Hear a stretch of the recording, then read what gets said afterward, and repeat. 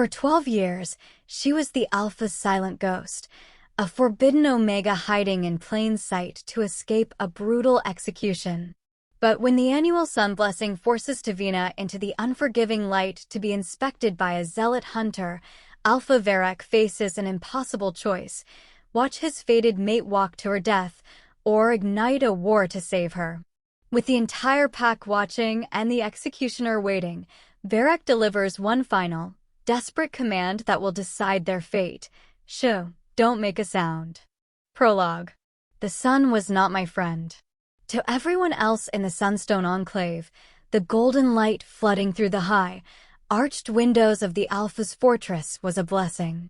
It was truth. It was purity. To me, it was a death sentence. I stood pressed into the corner of the heavy velvet drapes in Alpha Varek's private study, my heart hammering against my ribs like a trapped bird. My hands were shaking, sweat slicking my palms. Outside, the heavy, rhythmic thrum of the ceremonial drums had started. Boom, boom, boom. It was the heartbeat of the pack, calling everyone to the courtyard. The door clicked open. I didn't breathe. I didn't blink. I had learned to be nothing. I had learned to be a ghost in a house full of predators. Alpha Varek entered. He didn't look like a man who was about to lead a holy ceremony. He looked like a man on the edge of violence. He was tearing at the cuffs of his ceremonial white tunic, his jaw set so hard a muscle ticked beneath the skin. He was huge, radiating a heat and power that usually made the air in the room feel heavy, but today, the air felt brittle, like it would shatter if anyone spoke. He locked the door. In 2 strides, he crossed the room. He didn't look at the desk. He didn't look at the view of the valley where hundreds of wolves were gathering. He looked straight at the shadow where I was hiding. Tavina, he breathed, the sound rough, like gravel sliding down a mountain. I stepped out, my knees trembling. I couldn't speak, not just because I pretended to be mute to survive, but because my voice had been stolen by fear years ago. Varek closed the distance between us. His large hands, calloused and warm, framed my face. He tilted my head up, forcing me to look into his eyes. They were the color of storm clouds, dark and swirling, a stark contrast to the bright, unforgiving blue sky outside. "They are waiting," he whispered, his thumb brushing the trembling curve of my lower lip. "Forlag is waiting." At the mention of his uncle's name, a cold spike of terror went through my chest. Elder Forlag, the Sun Sage, the man who claimed he could smell a lie, see a shadow in a pure soul, and burn the corruption out. He was the one who preached that the Whisper Omega me would bring the Sunless Scourge. He preached that my kind would blot out the light and rot the pack from the inside. If he knew that the Alpha, his own nephew, the golden leader of the Sunstone, was hiding me right under his nose, if he knew Varek had claimed me, war wouldn't be the word for it. It would be a slaughter. "You have to walk the line, Tavina," Varek said, his voice straining with the effort to keep it low. He leaned his forehead against mine. I could smell the scent of him, pine, rain, and the deep, masculine musk of a powerful wolf. It was the only thing that kept me grounded. "You have to walk past him. If I keep you back, if I hide you today of all days, he will know. He suspects everything." I nodded, tears prickling my eyes. I wanted to scream. I wanted to run. But there was nowhere to run. The valley was a fortress of light. Varek's grip on my face tightened, possessive and desperate. He looked at me as if he was memorizing my features. As if this might be the last time he saw me alive. He lowered his mouth to my ear, his breath hot against my sensitive skin, sending a shiver down my spine that had nothing to do with fear and everything to do with the bond that tied our souls together. "Shh," he murmured, the sound vibrating through my bones. "Don't make a sound, in whatever you do." He pulled back, his eyes burning with a fierce, terrifying promise. "Don't cry out when he looks at you. Don't gasp if he touches you. Be the stone, Tavina. Be the silence. Because if you make a sound, if you give him one reason to look deeper." He didn't finish the sentence. He didn't have to. If he looks deeper, he will find you are my mate. And then I will have to kill him. I will have to kill them all. The drums outside stopped. A horn blew, a long, mournful sound that signaled the beginning of the sun blessing. Varek kissed me then. It wasn't a gentle kiss. It was hard, bruising, a kiss of desperation and claimed ownership.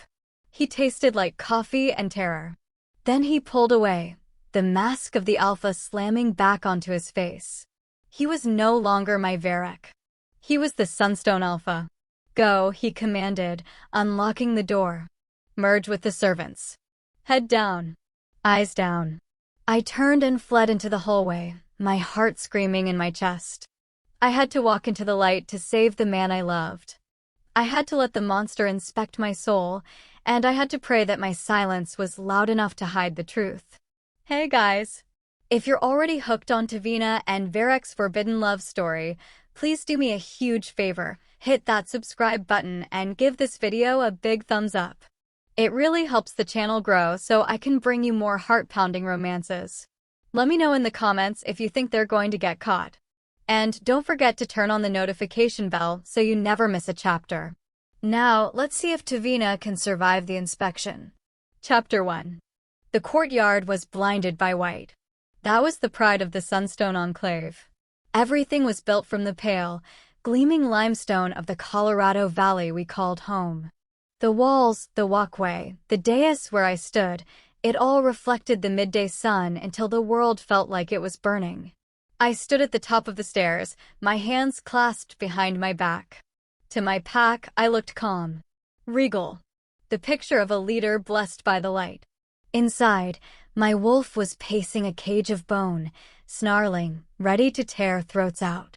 She is down there. She is vulnerable. A glorious day for a blessing, nephew. The voice was dry, like paper rubbing together. I didn't turn my head, but I felt the presence of Elder Forlag beside me. He wore the heavy, gold-embroidered robes of the sun sage, the fabric stiff and hot. He smelled of burnt sage and old blood, the scents he used to purify the grounds.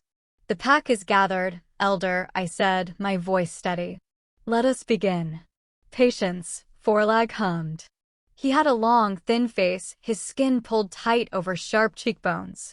His eyes were pale, almost colorless, and they darted over the crowd below with the hunger of a starving hawk. The sun must be at its zenith. That is when the shadows are shortest. That is when the sins are hardest to hide. My stomach twisted. He knew something. I could feel it in the way he stood too close to me, testing my scent, looking for the telltale spike of pheromones that would give away my agitation.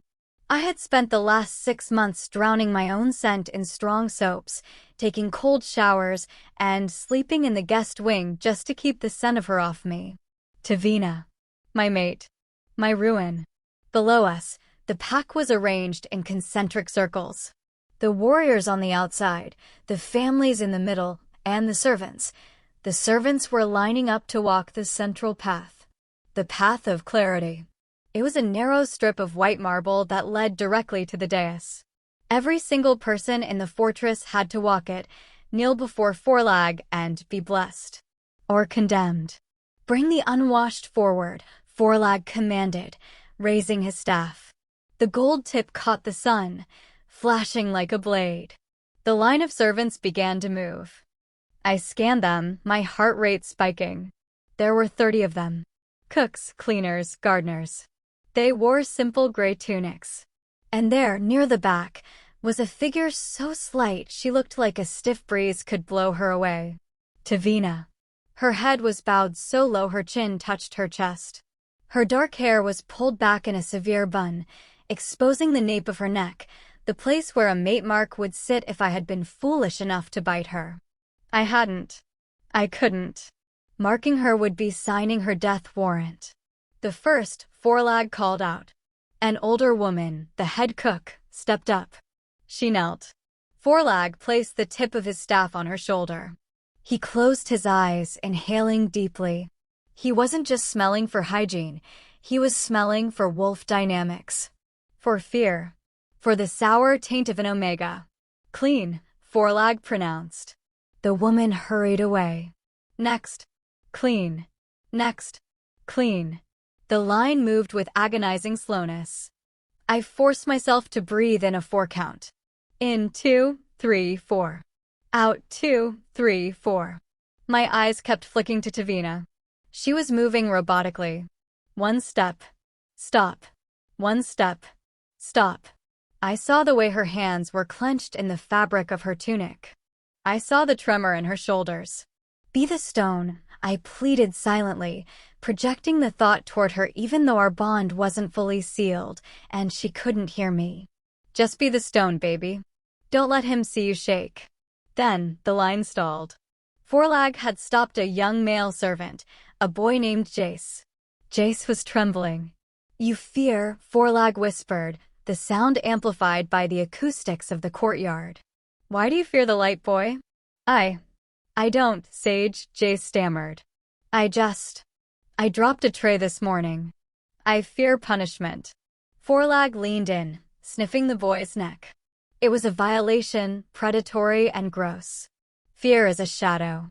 Shadows hide secrets.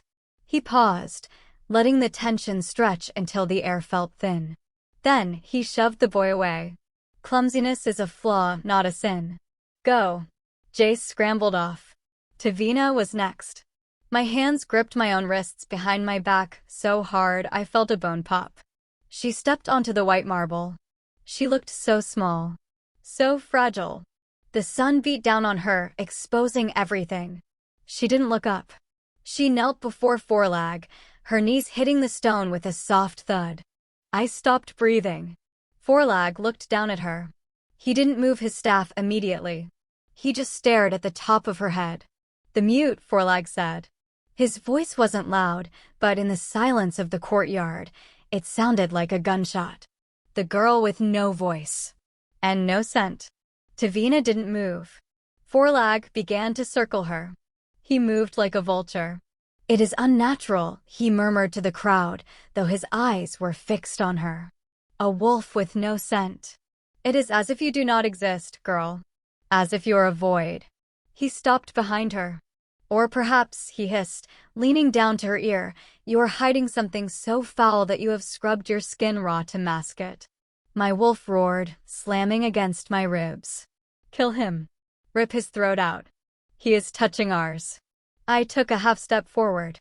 Just a fraction of a movement. Forelag's head snapped up. He looked at me. His pale eyes narrowed. He had seen it.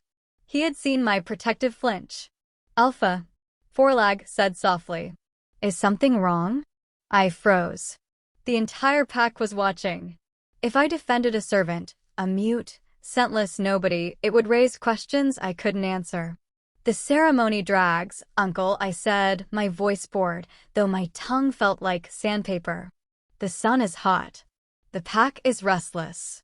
If she is clean, send her away.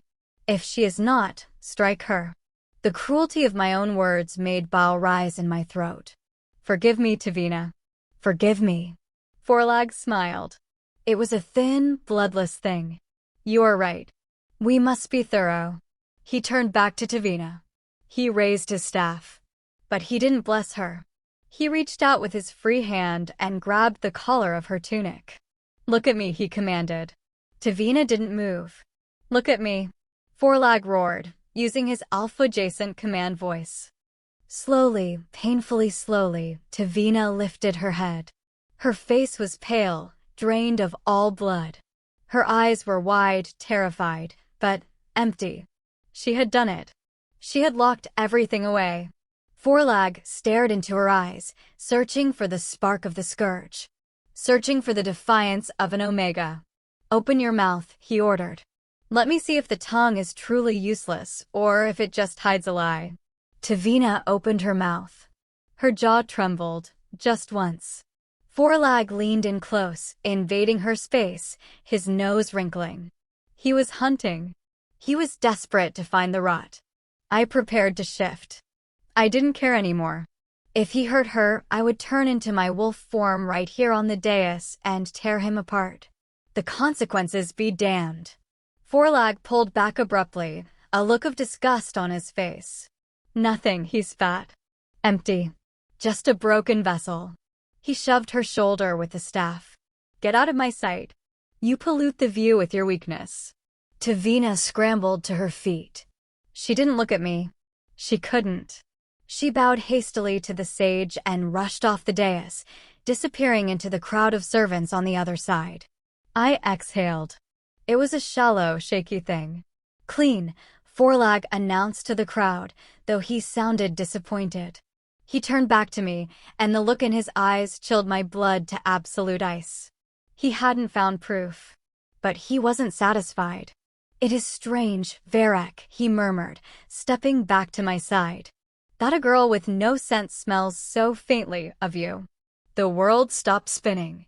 She cleans my chambers, I said, my voice flat. She handles my laundry. Of course she smells of me. Of course, Forlag said. He tapped his staff on the stone. But laundry usually doesn't smell like desire. He smiled again, turned his back to me, and called for the next servant. I stood there in the blinding sun, perfectly still, while inside, my world began to crumble. He knew. He didn't have proof yet, but he knew. And now the hunt was truly on. Chapter 2. I ran. The second I was free of the courtyard, I fled. I didn't push, I didn't make a sound. I slipped through the gaps in the crowd like water, my feet silent on the stone floors of the servant tunnels. I didn't stop until I was in the small, damp alcove behind the laundry, a room that smelled of lye soap and mildew, a room that no one ever used. I slid down the cold wall and finally, let my body shake. My hands flew to my mouth to stifle the sob that tried to tear its way out of my throat. I couldn't. I hadn't made a sound in 12 years. I wouldn't start now. But the need to scream was so strong it felt like I was choking on it. He touched me. He grabbed my tunic. He looked at me. He looked at me like I was a piece of filth he'd found on his boot. And Varek. The memory of his words, if she is not, strike her, cut deeper than any physical blow. I knew why he'd said it. I knew it was a performance. It was a shield. He was protecting me by showing Forlag he didn't care. But it still hurt. It hurt to be the thing he had to discard so easily in the light. I pressed my forehead to my knees, breathing in the stale air of my hiding spot. I tried to calm my racing heart. I focused on the one thing Forlag had said that wasn't a lie. Empty. Just a broken vessel. That was my protection. That was my mask. To be a Whisper Omega was to be unseen. When the pack's healers had declared me mute and scent blind, as a child a rare but known condition, they had pitted me. They said I was broken, that I would never be able to send a mate, never be able to call for help, never be a true part of the pack. It was the lie that had saved my life. I was not scent blind. I was the opposite. I could smell the lie on the head cook's breath from 3 feet away. I could smell the sour adrenaline on Jace when Forlag cornered him. And Varek. I could smell Varek from across a crowded courtyard. He didn't just smell of pine and rain. He smelled of comfort, of ironclad loyalty, of the faint, sweet scent of the bond that was thrumming between us, a golden thread he couldn't see, but I could feel in every part of my body. And that was the problem. Forlag, with his burnt sage and old blood, was sniffing the air for a plague, and he'd just caught the scent of the one thing more powerful, a fated mate. He smells of you. Varek's lie had been quick. Laundry. But it was a weak lie. And Forlag knew it.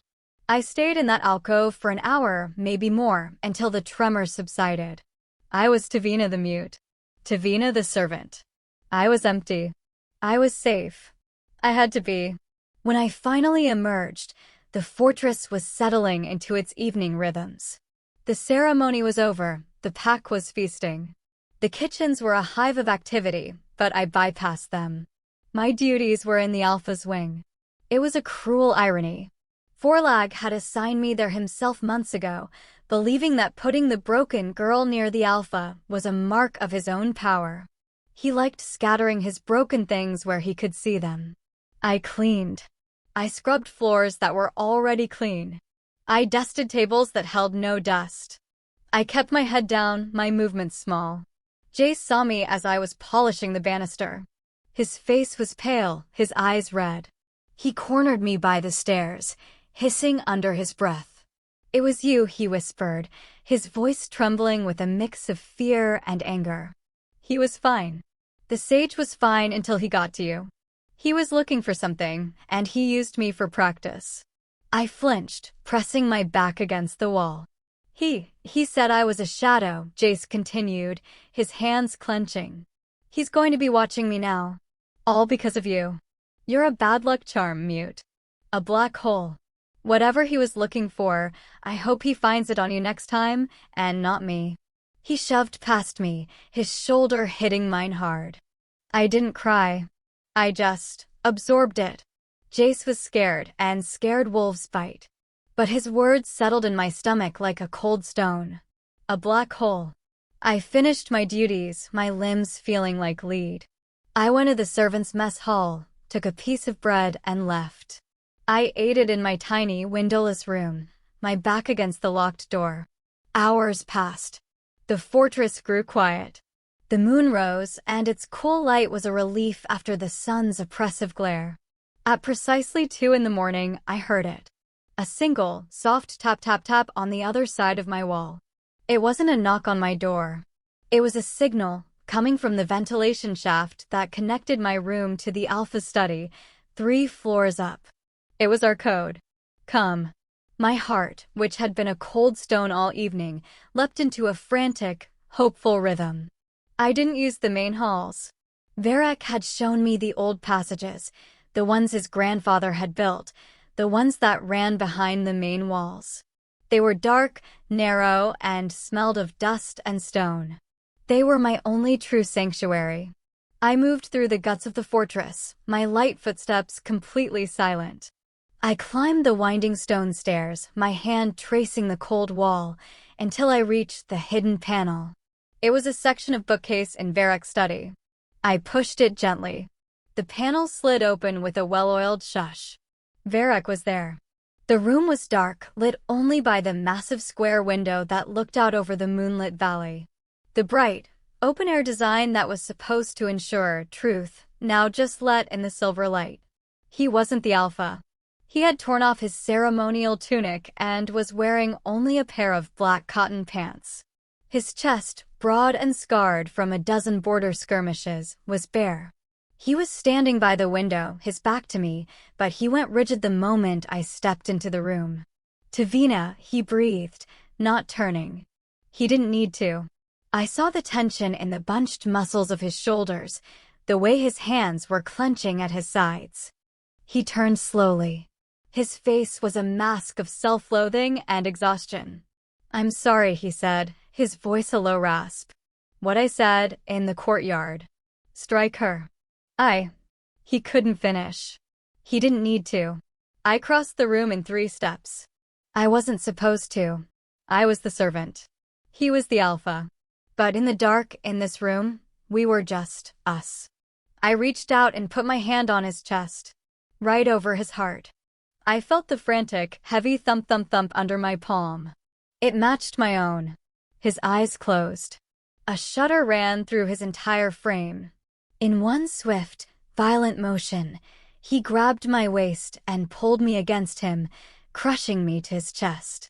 He buried his face in my hair, his arms locking around me like steel bands. "He touched you," he growled, his voice muffled by my hair. "He put his hands on you. I smelled his scent on your tunic." He held me so tightly I could barely breathe, and I had never felt safer in my life. He was scenting me, rubbing his own scent all over me, trying to erase the filth of Forlag's touch, trying to reclaim what was his. I almost shifted. "Tavina," he whispered, his voice cracking. Right there. On the dais. I was a second away from tearing his head from his shoulders. A second. I pulled back just enough to look at him. I put my fingers on his lips, a silent shh. "No," he said, shaking his head. "Don't calm me. You don't understand." He knows. My blood went cold. Not Not everything, he clarified, seeing the panic in my eyes. He doesn't know you're my mate. The goddess, he can't. The bond is still too new, too weak. But he smelled desire. My desire. He said it. Laundry doesn't smell like desire. I felt the blood drain from my face. He's going to watch you, Varek said, his hands moving to frame my face, his storm cloud eyes burning into mine. He's going to try to trap you. He's going to use you to get to me. He pulled me closer again, his forehead resting against mine. And I'm going to have to let him. I stiffened. No, listen to me, he said, his voice urgent. He's going to corner you. He's going to bait you. He's going to threaten you. And you have to be the broken vessel. You have to be the empty, mute girl. You cannot show fear. You cannot show defiance. You cannot show me. He kissed me then, a desperate, angry kiss that tasted of fear and possession. I can't protect you in the light, Tavina. Not yet. I can only do it from the shadows. And it's killing me. I held on to him, my fingers digging into the hard muscle of his back. He was the alpha. He was strong. But I could feel him shaking. He was just as scared as I was. Scared for me. He pulled away, looking at my neck. His thumb traced the spot where his mark should be. I should mark you, he whispered, a dangerous, tempting sound. I should bite you right now, seal the bond. Let my power flow into you. Then let him try to harm you. The pack would have to choose. No, I mouthed, the first almost sound I'd made. It was just a breath, but he caught it. I shook my head, my eyes pleading. They would kill you. They would kill us both. I know, he sighed, the fight draining out of him, replaced by a crushing weariness. I know. It's an act of war, the law says. He looked at me with an agony that mirrored my own. My fated mate. The one person who completes my soul is an act of war. He tucked a stray piece of hair behind my ear, his touch impossibly gentle. You have to go. It's not safe. He'll have patrols watching my door. I nodded, my heart heavy. This was our life. Stolen moments. Whispers in the dark. A love that could get us both executed. I went to the panel. I paused, my hand on the wood. I looked back at him. He stood in the rectangle of moonlight, a powerful alpha brought to his knees by a secret. He looked like the loneliest man in the world. I gave him a small, watery smile. A promise. I will be the stone. His face hardened in resolve. And I will burn the world down to keep you safe. I slipped back into the darkness of the passage, the panel sliding shut behind me with a sound as soft as a whisper. Chapter 3. The sun rose yellow and sick. I was in the middle of a border strategy meeting with my beta, Kaylin, and two of my top enforcers. I hadn't slept. My knuckles were raw from the encounter with my study wall, and I had hidden the scrapes under the long, formal cuffs of my tunic. Kaylin was pointing to a map of the southern ridge. And the Red Fang Pack has been pushing their patrols 2 miles inside our territory. It's a blatant challenge, Alpha. We have to push back, and hard. A border skirmish, I said, my voice flat, is the least of our problems. Kaylin frowned, his brow furrowing. He was a good wolf, loyal and sharp, but his mind was on the outside threat. He hadn't yet realized the inside threat was 100 times more lethal. Varek, he pressed, dropping the formality. You've been distant. Ever since the blessing. Is there something I'm missing? Before I could answer, a scent hit my nostrils. It wasn't the smell of parchment or the pine from the open windows. It was smoke. And under it, the acrid, sickening smell of Forlag's burnt sage. I was moving before Kaylin had even registered the smell. Alpha, he called out, alarmed. I didn't answer. I stalked out of the meeting room, my long strides eating up the hallway. The scent of smoke and magic was stronger now, and it was coming from the servant's wing. It was coming from her section of the fortress. No. My wolf was clawing at my insides, a silent scream of mate, mate, mate. I forced it down, locking my face into the mask of the alpha. Calm. Unbothered. In control. When I turned the corner into the main stairwell, I saw the problem. A crowd was gathered. Servants, a few off-duty warriors, and a handful of curious pack members who should have been at their morning duties. They were all clustered at the far end of the servants' hall, a place that was usually empty and quiet. At the center of it all, like a spider in a web, was Forelag. He was holding a smoking censer, the gray, greasy smoke pouring out in thick plumes. He was chanting, his voice a low, ominous drone. He wasn't just walking. He was hunting. "The air is foul here," he announced to the gathered crowd, his voice carrying. "The light of the blessing revealed a shadow, and I will follow it to its source. The smallest rock contained the whole harvest." He was turning the pack against her. He was painting a target. Jace, the young servant from the day before, was pressed against the wall. His face was green with fear. He saw me, and his eyes went wide, as if begging me to intervene. But when Forlag's gaze swept over him, Jace flinched and looked away. "Coward." "Sage," a warrior called out, his hand on his knife. "What is this? Is there a threat?" "There is always a threat," Forlag snapped, his pale eyes landing on the man. "But this is not one you can meet with a blade. This is a sickness of the spirit. A hidden sin." He took another step, the censer swinging. Puff. Puff. The smoke was thick. He was deliberately oversaturating the air, trying to mask all other scents so his own magic could work. Or, more likely, he was trying to find a scent that reacted to his. Then he stopped. He was standing in front of Tavina's door. The small, windowless, unimportant piece of wood. My heart stopped. My blood felt like ice in my veins.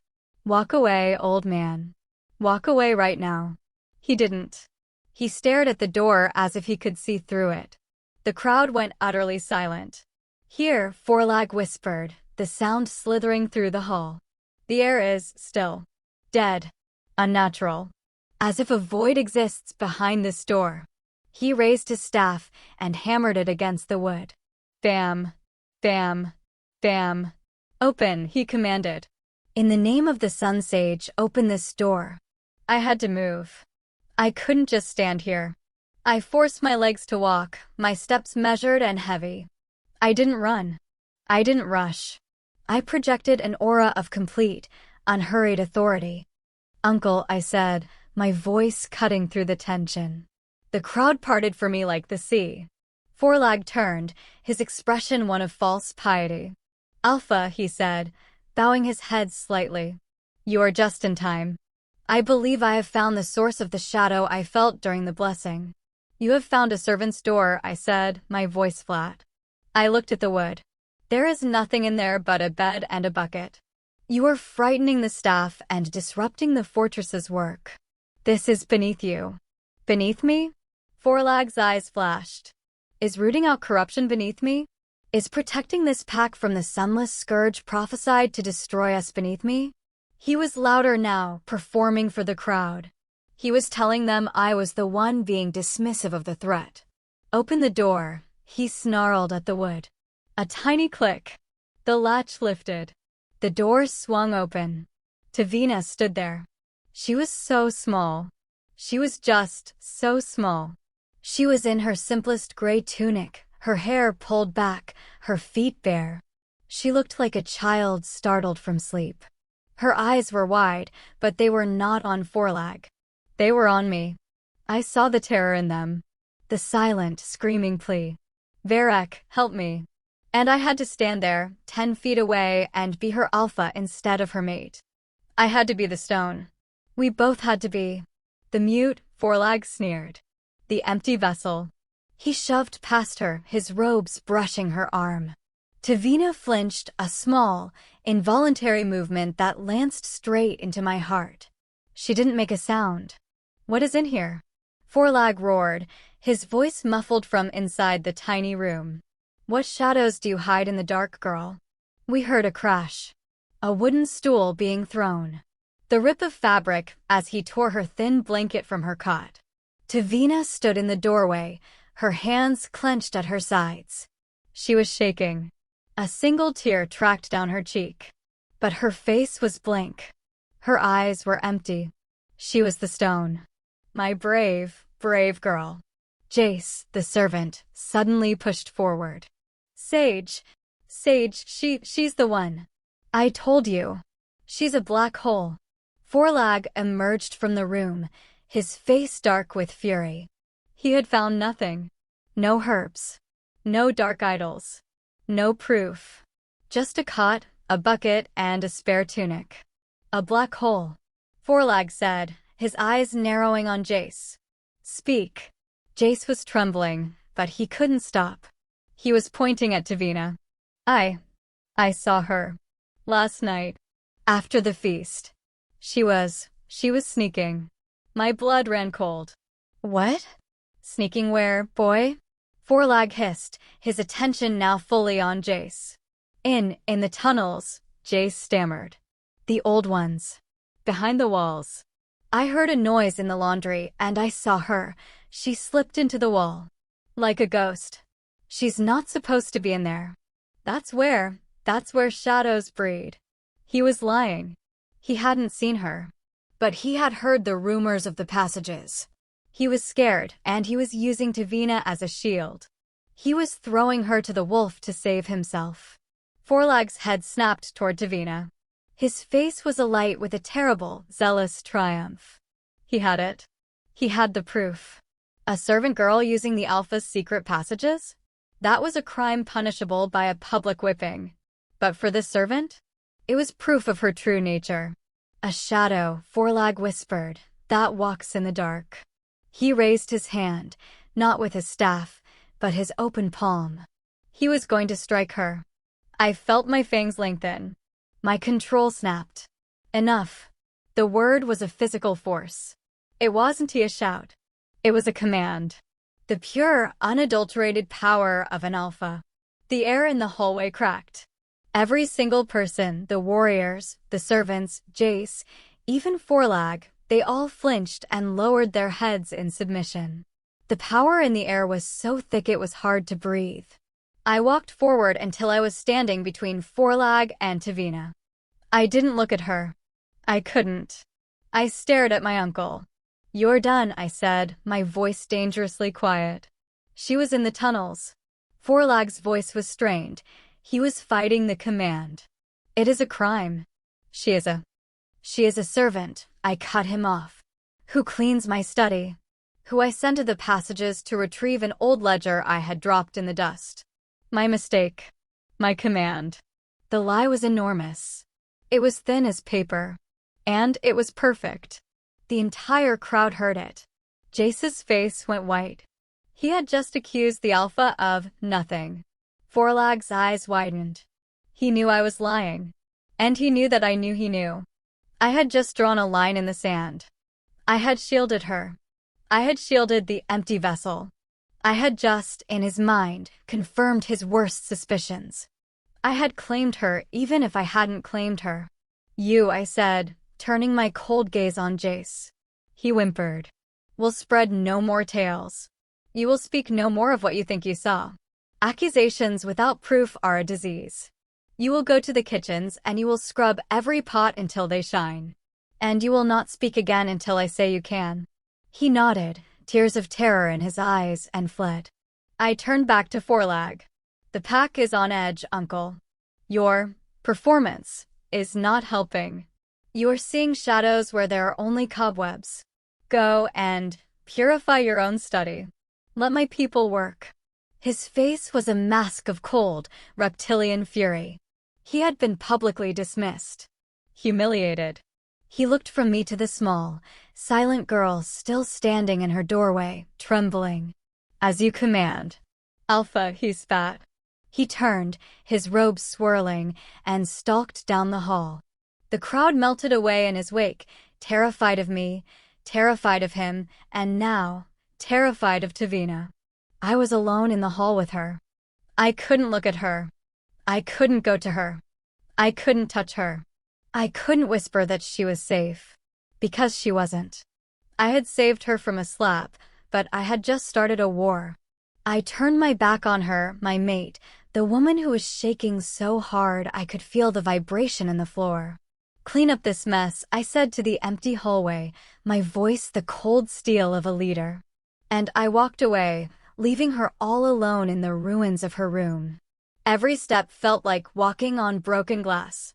I had won the battle, but Forlag now knew exactly where to aim his knife. Chapter 4. I stood in the doorway of my room for a long time. The sound of Varek's footsteps faded, each one a hammer blow on my heart. "Clean up this mess." The command was cold, public, and absolute. It was the only armor he could give me, and it felt like being wrapped in ice. The hall was empty, but the air was still thick with the ghost of the confrontation. The greasy smell of Forlag's sage clung to everything, a scent of accusation. I looked into my room. It was a tiny stone box, but it was mine. Now it was violated. My thin mattress was slashed, the straw stuffing pulled out and thrown. My single stool was overturned, one leg cracked. My spare tunic, the only other piece of clothing I owned, was torn from its hook and thrown into the corner. He hadn't been looking for anything. He had just been destroying. A sob, thick and soundless, rose in my throat. I choked it down. I couldn't cry. Crying was a sound. Crying was a weakness. Forlag was hunting for weakness. I knelt. My knees hit the cold stone. I picked up the first piece of straw. "Clean up this mess." It took an hour. I mended the mattress casing with the small needle I kept hidden in a crack in the wall. I pushed the stool into the corner, useless. I folded the torn tunic and placed it under the mattress. When I was done, the room was exactly as it had been, only emptier. More broken. Just like me. I knew I couldn't stay hidden. That would be an admission of guilt. I had to go on. I had to be the mute servant. I had to be the empty vessel. I splashed cold water on my face from the basin. The girl who looked back at me from the water's surface was a stranger. Her eyes were too big, too dark, haunted by secrets that could burn a fortress to the ground. I pushed her down. I became Tavina the mute again. My first duty was to fetch water from the main cistern. It meant walking through the kitchen yard. The moment I stepped out of the servant's wing, the world changed. It wasn't loud. It was silent. It was 1,000 times worse than shouting. The two warriors who always stood guard by the armory saw me. They didn't just look at me, they looked through me. Then, one of them nudged the other, and they both turned their backs. A deliberate, calculated shunning. A cold dread trickled down my spine. I kept walking, my footsteps the only sound in the corridor. I entered the kitchens. It was usually a loud, chaotic, warm place. It smelled of baking bread, roasting meat, and the easy chatter of the staff. Today, the moment I crossed the threshold, all chatter stopped. 10 people. Cooks, scullery maids, apprentices. They all froze. A girl my own age, Alara, dropped a pot. It clanged on the stone floor, the sound echoing in the sudden, terrible silence. Alara's face went pale. She didn't look at me. She looked at the head cook, Anya, her eyes wide with fear. Anya was a large, no-nonsense woman who had, on occasion, snuck me a warm bun. Now, she looked at me with a face carved from granite. Her eyes were cold. "You," she snapped. Her voice wasn't warm. It was sharp. "You're late. The cistern is your job." I nodded, grabbing the 2 heavy wooden buckets. As I turned to leave, I saw him. Jace. He was in the scullery, a small, wet alcove. He was scrubbing a mountain of blackened, iron pots. His hands were raw, his knuckles red and bleeding. He was weeping, silent tears of rage and humiliation streaming down his face. He looked up and saw me. His face contorted into a mask of such pure, undiluted hatred that I took an involuntary step back. He didn't say a word. He couldn't. Varek's command. But his eyes said everything. "You did this to me. You are the shadow. You are the rot. I will see you burn." I fled. The walk to the cistern was a gauntlet. Pack members I had passed 100 times before now openly veered away from me. They would see me coming and cross to the other side of the path, pulling their children close. A group of young warriors, training in the yard, stopped as I passed. They didn't shout. They just stared. Their eyes were hostile, suspicious, predatory. I was no longer Tavina the mute, the harmless, broken girl. I was Tavina the scourge. The rest of the day was a new kind of hell. Anya kept me in the kitchens, and she was cruel in her efficiency. The floors, she commanded, pointing to the stones still slick with grease from the morning's breakfast. On your hands and knees. And use the lye. I want to smell the clean. The lye soap burned my hands. The stone was cold. I scrubbed. The cesspit drain is blocked. See to it. I cleaned filth in the back alley, the smell so foul it made my eyes water. These tables. Filthy. I scrubbed. I hauled water. I did the work of 3 servants. I didn't stop. I didn't look up. I didn't give them a single reaction. I was a machine. I was a ghost. I was a stone. And through it all, I felt him. Varek. I felt the bond, the thin golden thread that tied my soul to his. It was thrumming a low, constant vibration of distress. His distress. I could feel his frustration, his rage, his bone-deep worry. He was in his study, 3 floors up, probably in another meeting, and all he could think about was me, on my knees, scrubbing floors. And I knew he was suffering because he was letting it happen. He had to let it happen. If he stepped in again, if he showed me a single moment of favor, Forlag would have him. He would have us both. The sun finally set. The kitchens emptied. Anya gave me a final, cold look. Don't be late tomorrow. I nodded. I was exhausted. My muscles screamed. My hands were red and raw, the skin peeling from the lye. I just wanted to go to my room. I just wanted to hide. I was in the servants' corridor, the same one from this morning.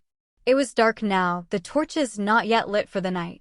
It was that in-between time, the cool-hour tone, when the world was blue and gray. A scent hit me. Not food. Not lye. Burnt sage. I froze. The darkness is not your friend, girl. Forlag's voice. He stepped out of an alcove, a shadow detaching from other shadows. He wasn't in his formal robes. He was in a simple, dark tunic. He looked less like a priest and more like a hunter. He held no censer. He held no staff. He didn't need to. He was the most dangerous wolf in the fortress besides Varek. He stood between me and the end of the hall. Between me and my room. You are quick, he hummed, his pale eyes glinting in the gloom. A quick little shadow. But I am quicker. I've been hunting things like you for a long time. I didn't breathe. I pressed my back against the wall, my heart hammering so hard I was sure he could hear it. Be the stone. Be the stone. Be the stone. He took a step closer. I could smell the old blood on him now. He smelled like a slaughterhouse. What a performance today, he said, his voice a conversational whisper. So frightening. So much drama. And the alpha. My nephew. So passionate. He took another step. He was only 5 feet away. He lied for you, Forlag whispered. The Sunstone Alpha. The pillar of truth. He looked me in the eye and he lied. He was trying to get a reaction. He was watching my eyes, my hands, my throat, looking for the flicker of a muscle, the intake of breath. I gave him nothing. I was a statue. I was the wall I was pressed against. His face, a mask of false concern, twisted. And for what? For you? A broken, scentless, useless girl? A mute? He scoffed. No, that's not it, is it? He was closer. 3 feet. I could feel the heat radiating off him. The power. It felt wrong. It felt cold. He didn't lie for you, Forlag hissed, his voice dropping. He lied for it. The sickness you're carrying. The rot. The scourge. You're the one, aren't you? He was so close I could see the tiny, broken veins in his pale eyes. You are the Omega. It wasn't a question. It was an accusation. My blood turned to ice. He knew. He knew. I can smell it on you, he lied. The lie. The fear. It has a scent. And right now, you're screaming it. He raised his hand. I flinched. I couldn't help it. My shoulder hit the stone. He smiled. A terrible, thin smile. There. There it is. The shadow. You think you're hidden. He leaned in, his mouth next to my ear. I could feel his cold breath on my skin. The pack will not follow a tainted alpha. They will not be led by a man who would choose a plague over his own people. He has chosen his path. And you are the stone that will drag him to the bottom of the river. He pulled back, his eyes boring into mine. Run, he whispered. Run from this fortress. Go back to whatever hole you crawled out of. It is the only mercy you will be shown. Because if you are still here by the next full moon, I will not be so polite. He stepped aside, leaving the hallway open. I didn't run. My legs were locked. I was shaking so hard the wall was vibrating. Get out of my sight, he spat, his voice suddenly full of disgust. I pushed off the wall. My legs felt like they were full of wet sand. I forced one foot in front of the other. I walked past him. I felt his cold, pale eyes on my back with every step. I was waiting for the hand to grab my hair. I was waiting for the knife in my back. It didn't come. I made it to my door. I fumbled with the latch, my raw hands shaking. I fell into my room and slammed the door, dropping the wooden bar into place. I collapsed on the floor. I couldn't breathe. I was gasping, my mouth open, but no sound came out. He knew. He was guessing, but he was right. And he had just given me an ultimatum. Run or be destroyed. Varek. I needed Varek. I needed his hand on my heart. I needed his arms around me. I needed to know I wasn't the plague. I crawled to the wall that hid the ventilation shaft. I pressed my ear against the cold stone, praying. Tap, tap, tap. Please, Varek. Please. I waited. The fortress was silent. The moon rose. The air in my room grew cold. 1 hour. 2 hours. The tap tap tap never came. The silence from his room was a new, keener kind of agony. Forlag's words echoed in my head.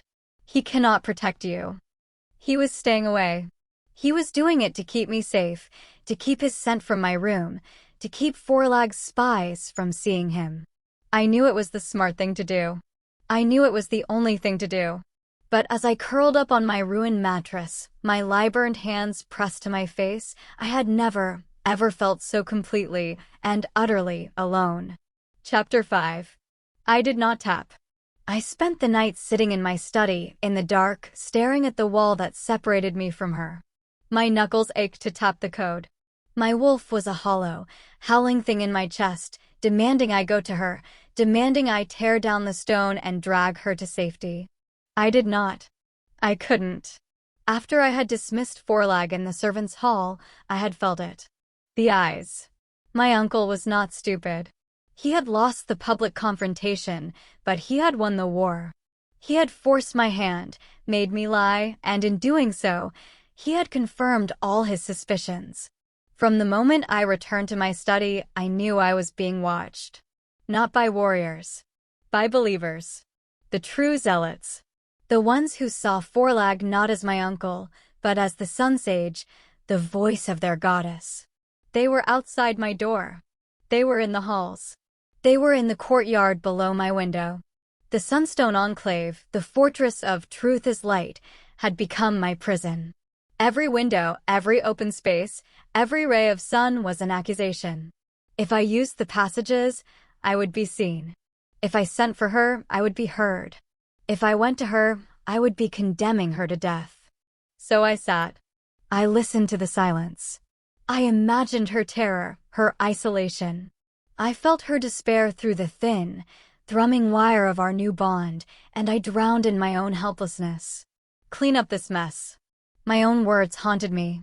I had spoken them to the hall, but they were meant for myself. And I had no idea how. When the sun rose, I sent for Kalen. I need eyes, I told him, my voice rough from disuse. Eyes on Forelag. Eyes on his sun guard. I want to know who he speaks to where he walks. Kalen nodded, his face grim. It's bad, Varek. The pack, they're spooked. The story from the hall is all over the fortress. Jace's accusation. Your defense. And now, the shunning. My blood ran cold. Shunning. Anya has her on cesspit duty. The warriors are turning their backs. The pack is treating her as if she's already been condemned. It's a pariah's walk. Forelag didn't even have to command it. He just planted the seed, and the fear is doing the rest. Fear. The pack's superstition. It was a poison, and my uncle was the one holding the vial. Get me eyes on Forelag, I commanded, my voice harder. And send Jace to me. Now. Alpha, the boy is terrified. He's been scrubbing pots since yesterday. I don't care if he's scrubbing his own skin off. He spoke in that hall. He's a part of this. Send him to me. Now. Kalen left. The silence in my study returned, but it was heavier now. I was an alpha, and I was using my power to frighten a boy while the real threat, my own blood, was walking free. It made me feel sick. 10 minutes later, Jace was shoved into the room. He was a wreck. He was shaking so hard his knees were knocking. His hands, which I could see were raw and blistering, were clasped behind his back as if he was already in chains. He smelled of lye, sweat, and the overwhelming, sour stench of absolute terror. He wouldn't look at me. He just stared at the floor. You're done scrubbing pots, I said, my voice quiet. He flinched, a small whimper escaping his throat. I walked around him, circling him like Forelag had circled Tavina. I wanted him to feel it. The pressure. The judgment. You lied, I said, stopping behind him. And no, Alpha, I swear, he stammered, his voice cracking. I was scared. The sage, he looked at me and You lied, I repeated, my voice dropping to a growl. You said you saw her in the tunnels. You did not. Look at me. I used the command. Not the full, crushing force, but enough. His head snapped up, his eyes wide and full of tears. You will tell me the truth, I said, my voice like ice. Not the truth you told the sage. Not the truth you told yourself. My truth. Why did you point at her? He broke. His whole body sagged, and the words just fell out of him. Because he was looking at me. Jace cried, the tears now flowing freely. He said I was a shadow. He said I was afraid. And then I saw her. And everyone knows she's wrong. Wrong, I repeated, my voice dangerously soft. Define wrong. She doesn't talk. She doesn't smell. She's unnatural, he sobbed. I heard rumors about the tunnels. I said it. I said it so he would look at her and not at me. I didn't want to be the shadow. She was already the shadow. There it was. The ugly, simple, cowardly truth. He was a bully. He was a child who had thrown another child to the wolves to save himself. And the tunnels? I pressed. I've seen her near the laundry, he admitted. Near the vent. I've seen her listening to the wall. It's weird. I put it together. I didn't think. I didn't think. You thought nothing, I snarled, my wolf surfacing. You used pack superstition to save your own hide. You put a target on an innocent woman. You are a coward, Jace. And a fool.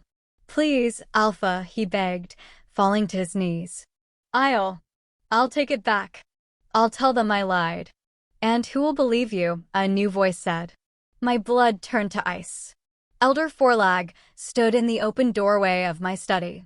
He hadn't knocked. He was flanked by two of his sun guards, large, grim-faced warriors who looked at me with cold, pious eyes. He smiled, that thin, bloodless smile. He would just be lying again, nephew. First, he lies to accuse. Then, he lies to recant. The boy is a knot of deception. I stared at him. He had been waiting. He had been listening. He had known I would summon Jace. He had played me. "Leave us," I growled, my eyes on my uncle. Jace scrambled to his feet and fled the room, nearly tripping over the sun guards, who didn't move an inch. Kalen was nowhere to be seen. He was off on my errand, leaving my back exposed. "A good alpha knows how to get the truth," Forlag said, stepping into the room. The guards remained at the door. "And the truth is, the pack is afraid. The boy is right. She is unnatural. She is a mute servant," I said, my voice a flat line. "She is a void," Forlag hissed, his mask of civility dropping. "And the pack, they're demanding a purification. A real one. Not a blessing. They're demanding?" I said, my voice dangerously low. "Or you are. It does not matter." Forlag slammed the butt of his staff on my floor. "The pack is a living thing, Varek. It feels the sickness. And it is demanding a trial. A trial by the sun. To root out the shadow for good." My heart stopped. A trial by the sun. It was an ancient, barbaric ritual. A test of purity. No one had survived one in generations because the sage always found a shadow. "No," I said. "It's archaic. It's a tool for fear. It's a tool for truth," Forlag countered, his pale eyes burning. "And the pack has already chosen who will be tried first." He didn't have to say her name. "You can't," I whispered, the words torn from me.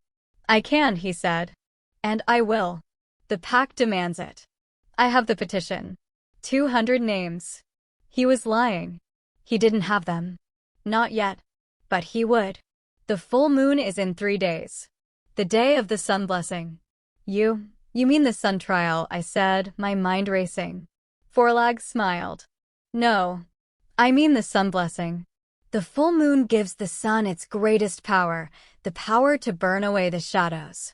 It is the perfect day. The pack will gather. And the mute girl, Tavina, will be the first to walk the path of clarity. Not for a blessing. For an inquisition." He had me. He had trapped me in my own fortress of light. If I refused, I was defying the pack's will, proving I was hiding something. I was the tainted alpha he'd warned her about. If I agreed, I was the one sentencing my own mate to death. "She will be there," Forlag said. "You will be there. You will sit on the dais and you will watch me pull the truth from her. And you will do nothing." He turned to leave.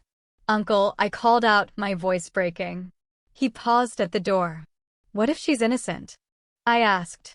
Forlag looked at me over his shoulder, his face a mask of cold, pitying disgust. "No one is innocent, Varek. There are only those who have been purified and those who are about to be." He left. The sun guards moved with him, their footsteps silent. I was alone. I walked to the window.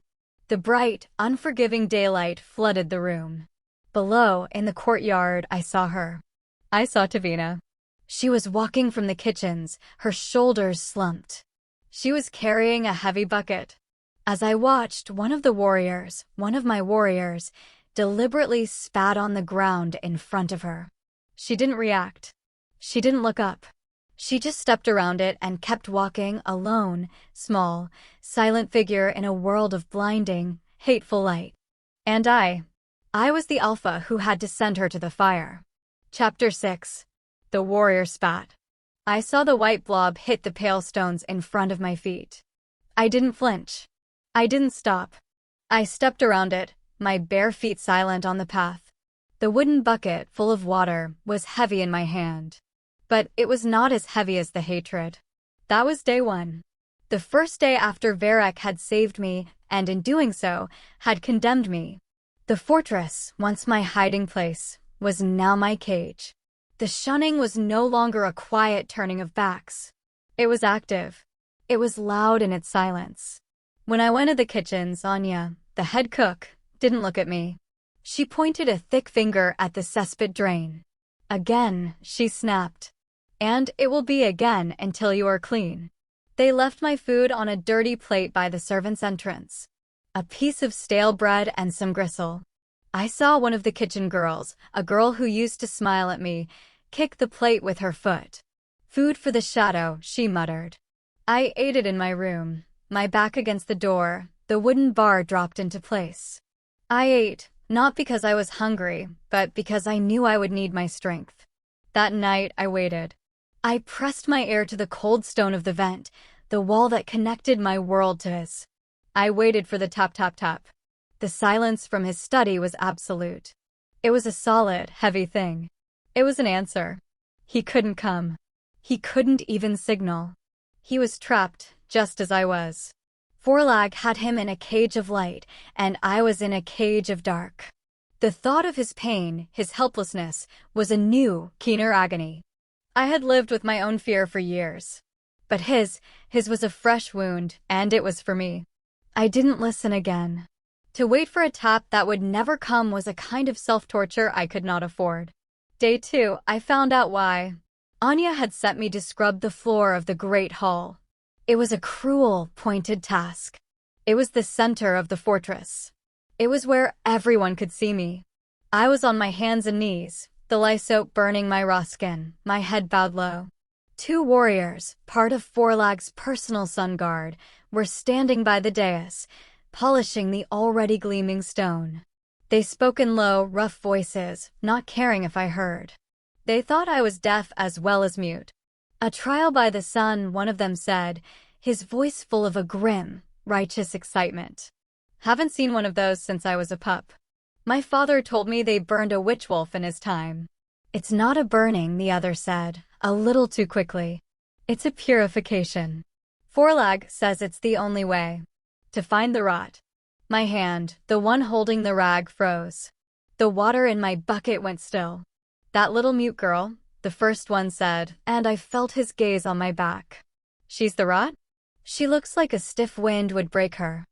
That's how it starts, the second warrior insisted, his voice dropping. Jace saw her. A shadow walker. Forlag says she's the one from the prophecy. The Sunless Scourge. And the Alpha. He's been protecting her. Did you see him in the hall? It's a sickness, I tell you. He's tainted. My heart, which I thought had turned to stone, seemed to crack. Tainted. They were calling him tainted. Because of me.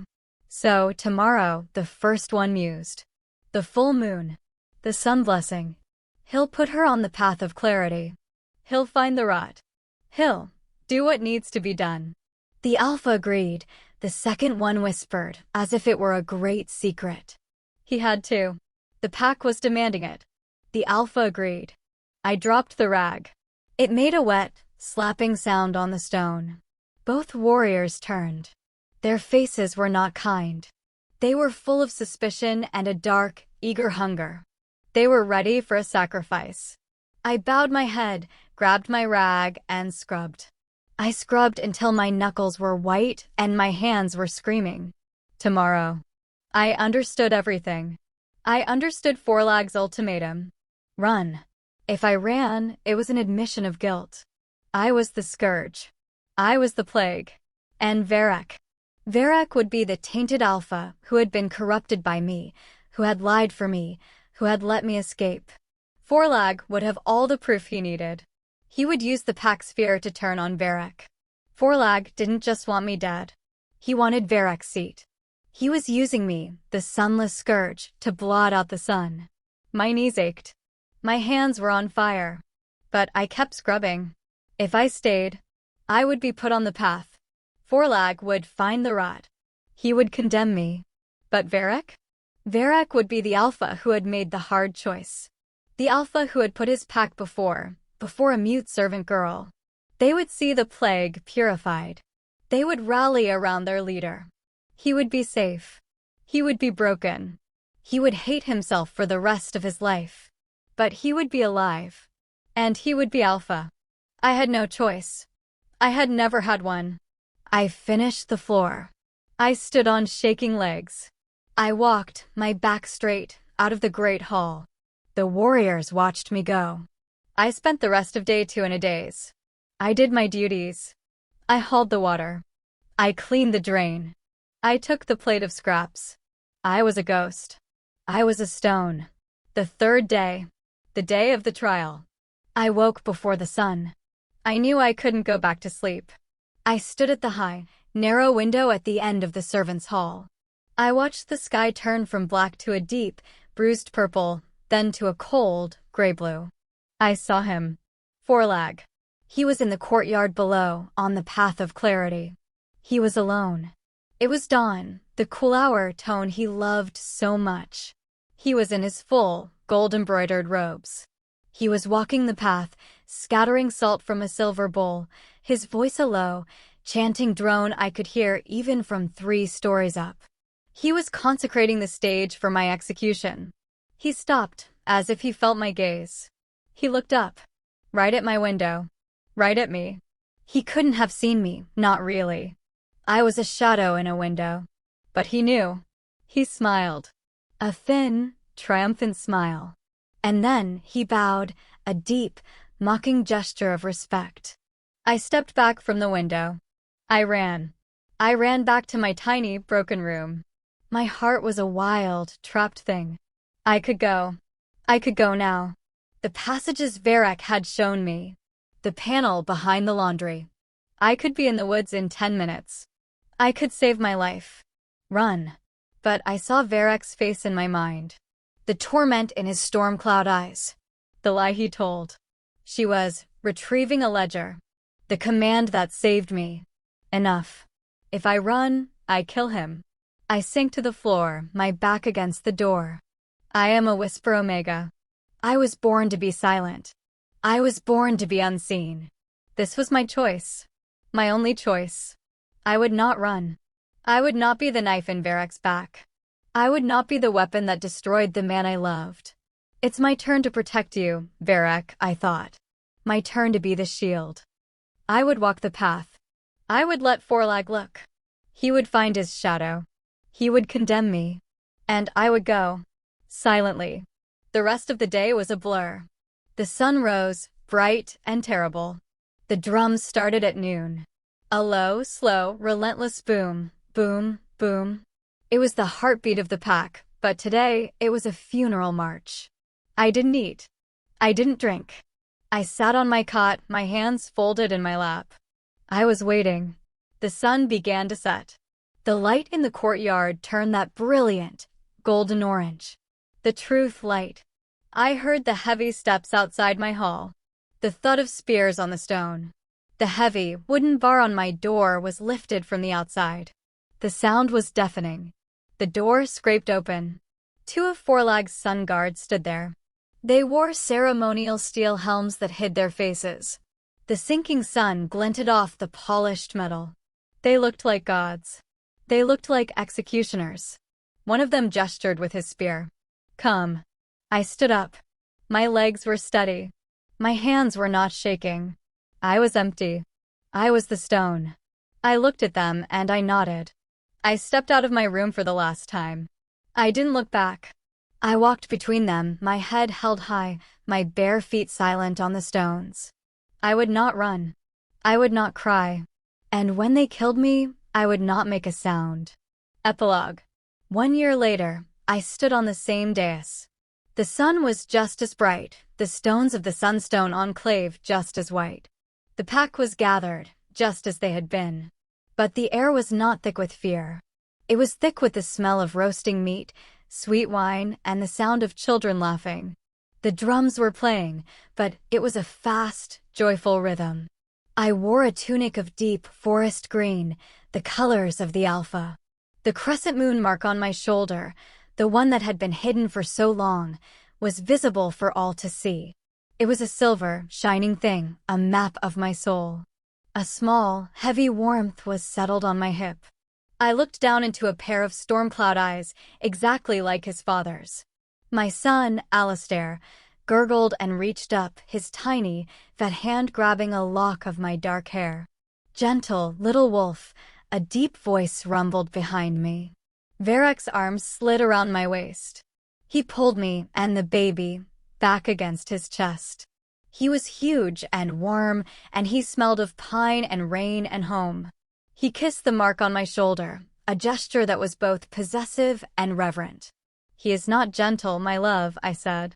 My voice was quiet, a little rough, but it was mine. He is your son.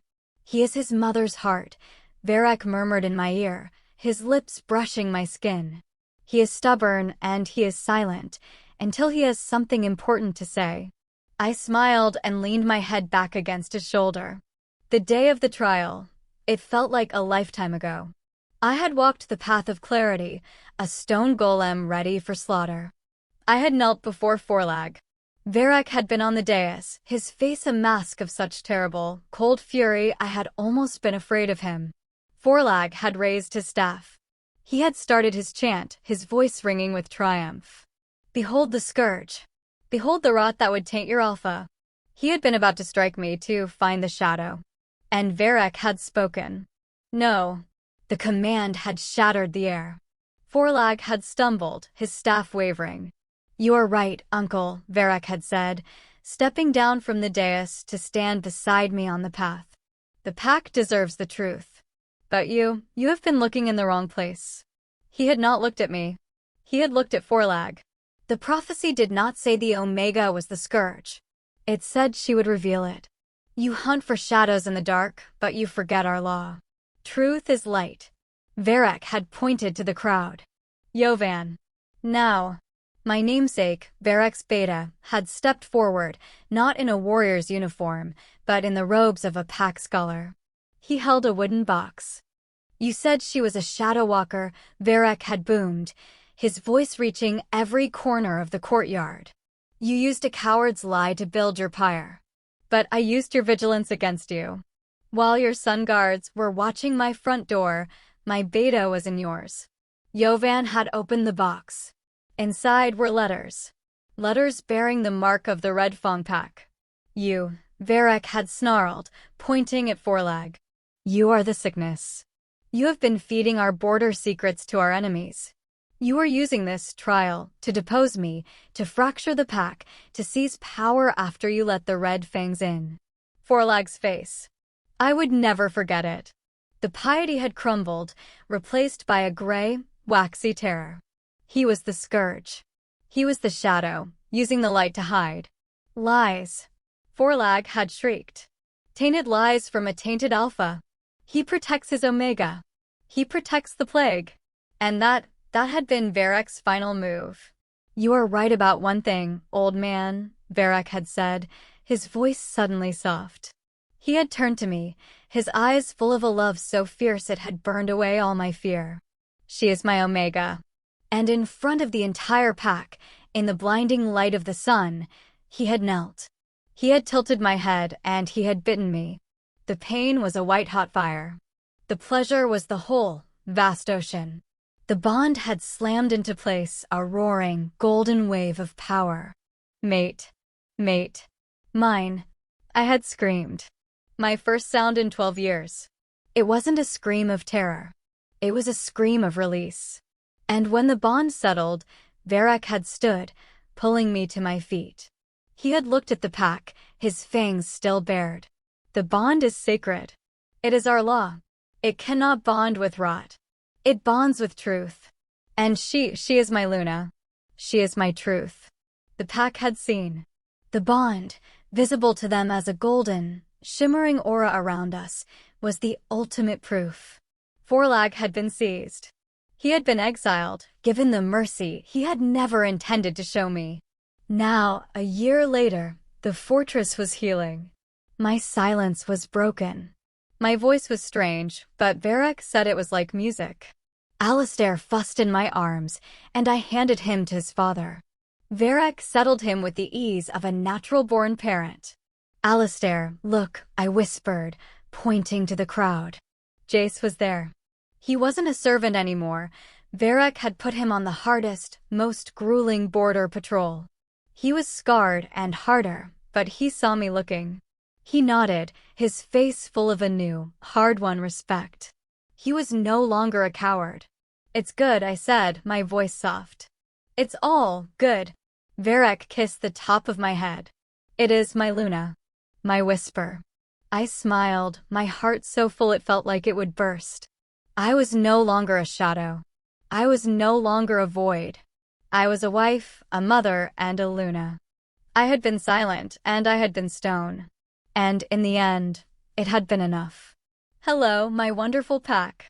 What a journey. Thank you so much for reading to the very end. Which part of the story had your heart pounding? Was it the moment Varek finally turned the tables on Forlag at the trial? Or was it that silent, agonizing walk Tavina had to make, knowing she was going to her death? Let me know in the comments what you found the most intriguing. My channel is still young and trying to grow, and every single one of you means the world to me.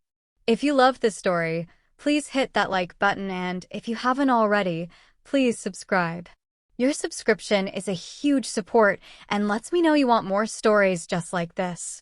See you in the next one.